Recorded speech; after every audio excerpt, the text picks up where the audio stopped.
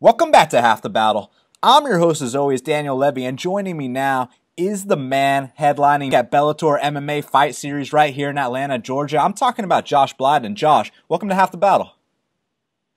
Hey, how you doing, Daniel? Doing excellent, man. I appreciate you asking. So, dude, you're originally from Harlem, New York. How did you end up in the ATL? Man, actually, I'm in Savannah, man, probably 4 hours away from Atlanta.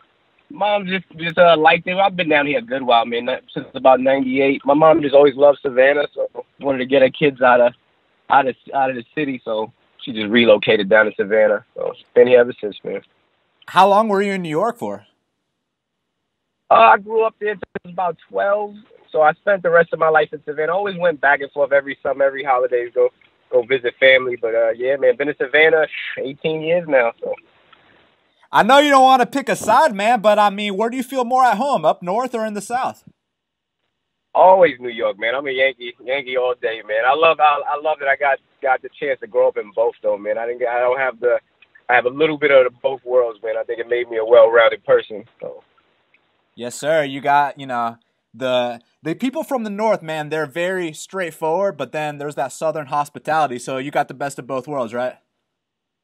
Exactly, man. Like I said, I had to grow up at a young age, man, traveling, like taking the bus locally, man, 9, 10 years old, so it was more mature. So moving out here, man, I definitely think this adapting to the South, it made it a little bit easier and things like that, man. But yeah, got a little bit of best of both worlds.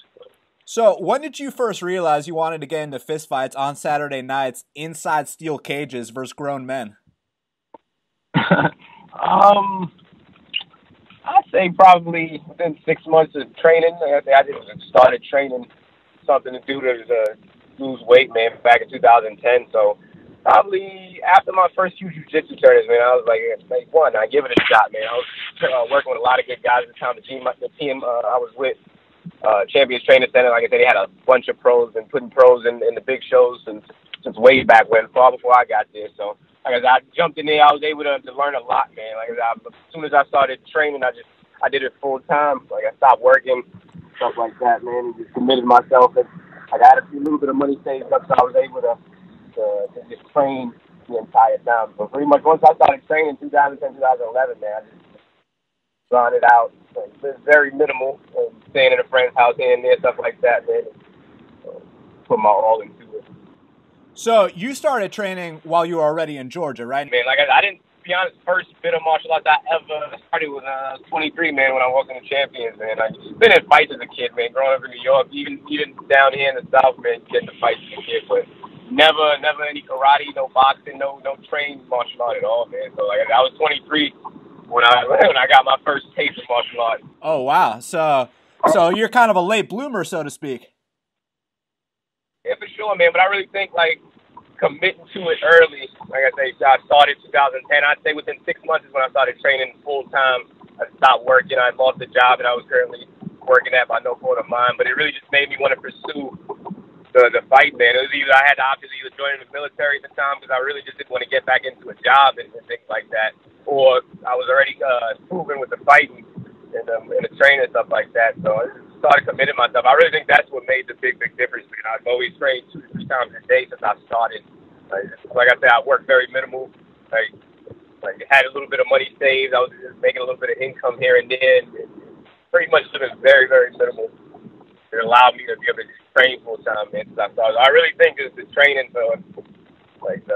commit myself so like the entire time would kind of close the gap as far as like a lot of these guys have been fighting, training, doing jiu-jitsu for years. It's like I was able to close that gap a lot faster. So.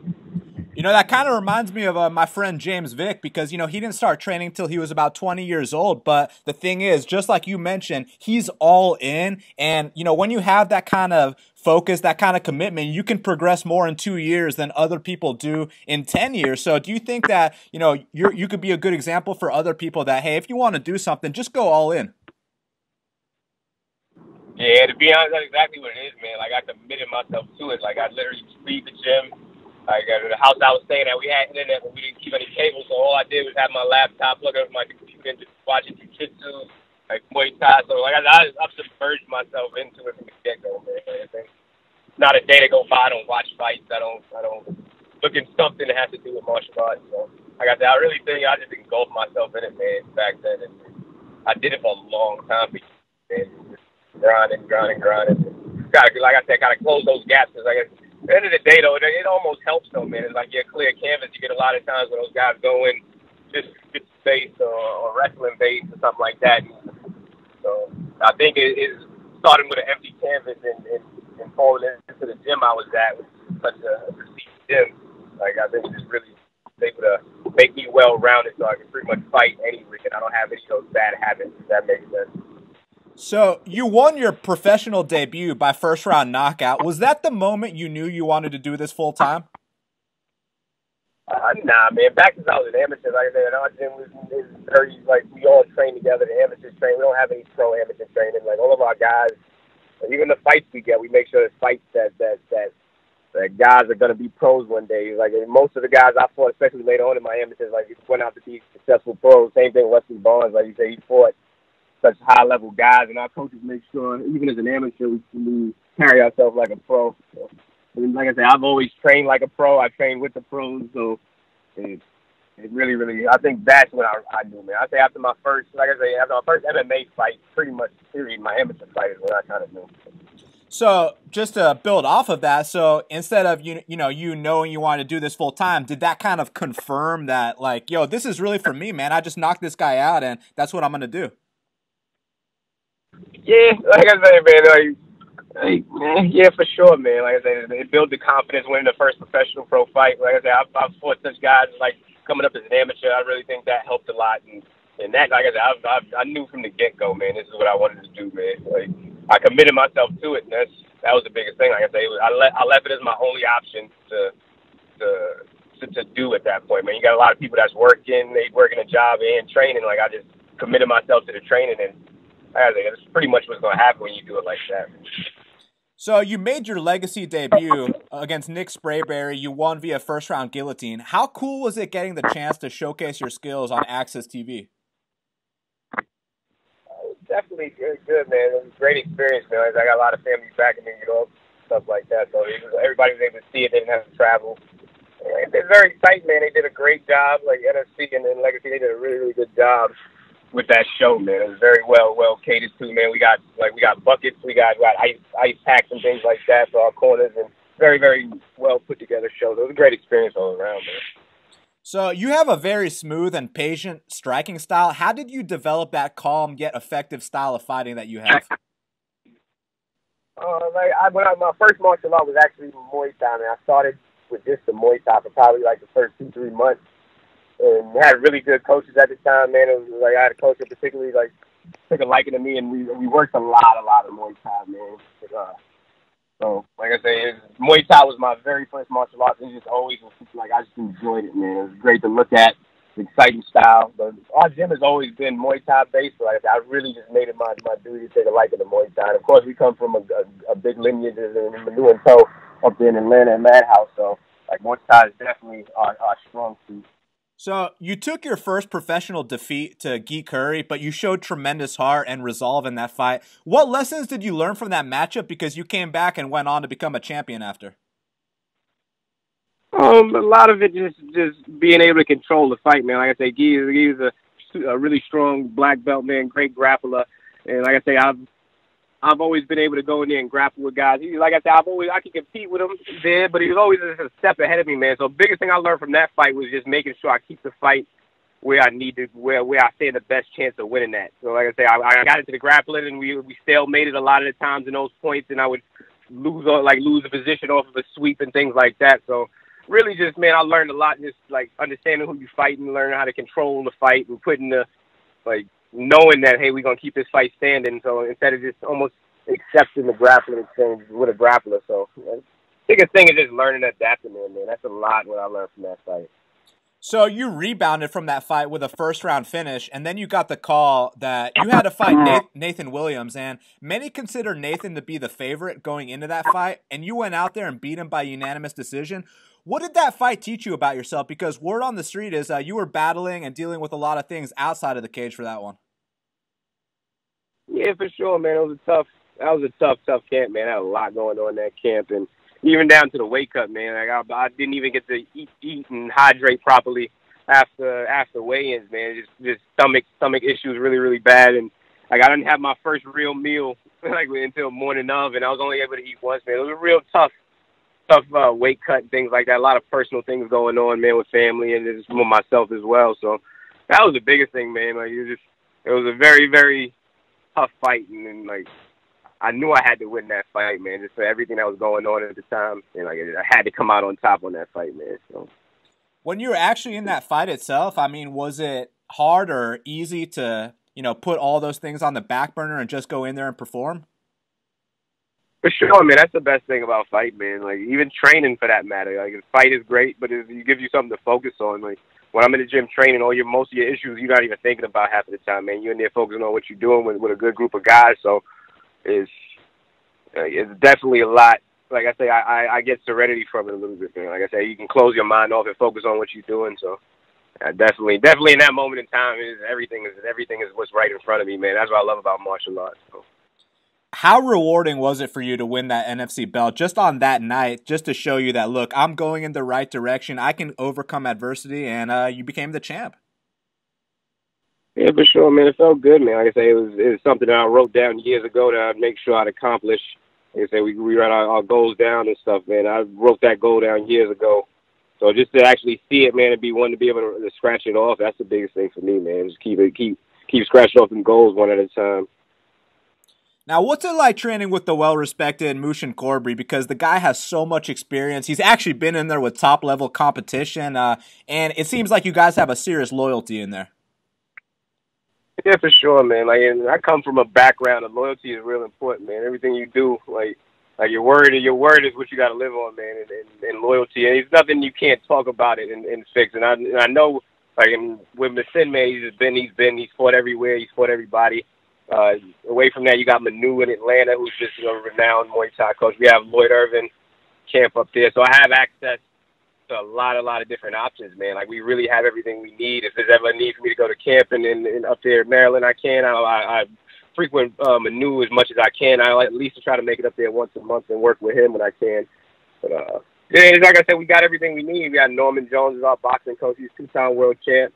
Got Seth Marquez, who's our wrestling coach, as well as Chase Archer. We got Brandon Moran, that also helps out with our wrestling class. So, like I said, we got everything we need right in-house. And plus we have all of the bodies. And it's Camp Spring up there in Maryland. We got Master Manu as well to be able to work with such great guys like Warren and guys like that. So, yeah, man, like I said, I'm very blessed to be where I'm at, man. I really think between me dedicating all my time into it, as well as the camp I fell into, like really made me such a high-level fighter at such like short period of time. So you fight Lawson McClure, and many people thought you won that fight. They raised his hand the winner. Now, despite the disappointment, was there anything positive you took away from that fight? A little bit, man. Like I said, I feel real. I'm not one to complain at all, man. But like I said, even with the Gi fight, man, like I said, I can clearly gave him that fight. He won that fight. It was a very close fight. But like I said, I'm not one to ever complain about a loss. But that one there, man, I really didn't feel like he walked away with that win at all, man. Like I said, he may have hold me on the cage a minute and a half of every round and doing very minimal damage. Like I say, for the rest of every round, I was just walking around punching him and kicking him. So, the more I watch that fight, the more it just makes me know, like it definitely was not fairly judged at all, man. It was really crappy judged. Like, I think if on a bigger stage, if it was a punch count and things like that, man, and we kept track of punch count and just control of the ring in general, man, it would have been a completely different fight, outcome of the fight, I should say. And even for the fight, the belt to switch hands or split decision, man, is just crazy to me. But nonetheless, man, like I said, it grew from it as far as, like, I'm going to go in there and dominate every minute of the fight. It's not giving him the chance to hold me on the cage and throw pepper knees here and there. Like, it's going to be to control the fight for 15 minutes, stand in front of him, push off the cage, do the things I got to do, and it should be a very easy fight. So let's take the judges away for a second. Just as a man, between you and Lawson, as the two competitors and warriors that fought inside the NFC's cage that night, did you feel like, okay, I kicked this dude's ass? Absolutely, man. Like I said, I got a lot of respect from for Lawson, man. Like I say, we come from the same background to a certain extent. He's worked with Masin Corbury back in the day a good bit before he got with the gym he's with now. Like I say, I got a lot of respect for Lawson, man. He's a tough dude. Personally, man, I like Lawson, man. But like to say, we get in there and fight, like I definitely felt I was the better fighter in there all around. I really think that helped me make the guys get the decision to give me that rematch, especially on such a big stage. Because, like I say, I really felt like I controlled that fight, man. I really felt like the small minute and a half he was able to hold me on the cage doesn't add up for the other 3.5 minutes, 3 minutes I'd say of every round of like me controlling the fight on the feet. So definitely, man, like I definitely felt like I walked away with that one. Well, the good news is you get to rematch him next week. And how awesome is it that not only do you get to rematch Lawson, but you get to do so in your Bellator MMA debut? It feels good, man. Like I said, I've been in there with him. I know what he's capable of. Same thing with me, man. He has that edge as well. He's been in there with me. He understands my game to a certain extent. But like I say, man, it's up to me to change it up a little bit, work on the things we've been working on, which is a lot of great things to pretty much fix any of those indecisiveness the refs may have seen, man. But like I say, it feels good, man. Like I say, I'm very grateful for the opportunity, man. Bellator rarely comes here, man. And for them and David Oblas and Jesse Wilder to give me the honor to fight at that main event means a lot, man, for sure. Now, Josh, I know you're a really cerebral guy. When you visualize this fight, how do you see it going down with Lawson McClure Saturday, March 3rd at Bellator MMA Fight Series? Man, I definitely just like I say, just controlling the fight, man. I don't see it making it out of the second round, man. Like I say, he's a tough guy, man. He'll get through that first round, but like, I'm gonna make sure I control every second of that fight and really just put a pace on him, man. It's gonna be something, man. Like I say, it's gonna be big. Now, Josh, I know your short-term goal is to win this fight and get that belt back, but what's your long-term goals in this sport, man? To fight on the biggest stage, man. Like I say, I know for a fact that my skill set, I can compete with anybody out there, man. It's just we working on like getting experience, understanding ring control and ring awareness and things like that. Knowing to adapt to the fight is the things we're just working on now. And I know as far as skill set, I have all the skills to be able to compete at the highest level. So like I say, Bellator, UFC, even Legacy, man. Just pretty much trying to get on TV. TV is the biggest thing, man. That's where you want to be seen, so everybody can actually see it. So, like I say, this Bellator is just like the start of it. I got to show my skill set in Legacy as well. So, like I say, it's gonna be big. Well, Josh, I want to thank you so much for taking the time to speak with me right here, right now on Half the Battle. It's been a pleasure, man. Let the fans know where they can follow you on social media and any message for them. Go ahead. Sure, man. Just you could find me on Facebook. It's just Josh Blyden. I also have a fan page. The same thing, Josh Blyden. Instagram is Josh Blyden _145. So, like I said, those are my Twitter. Twitter is also Josh Blyden, Joshua Blyden, actually, for my Twitter.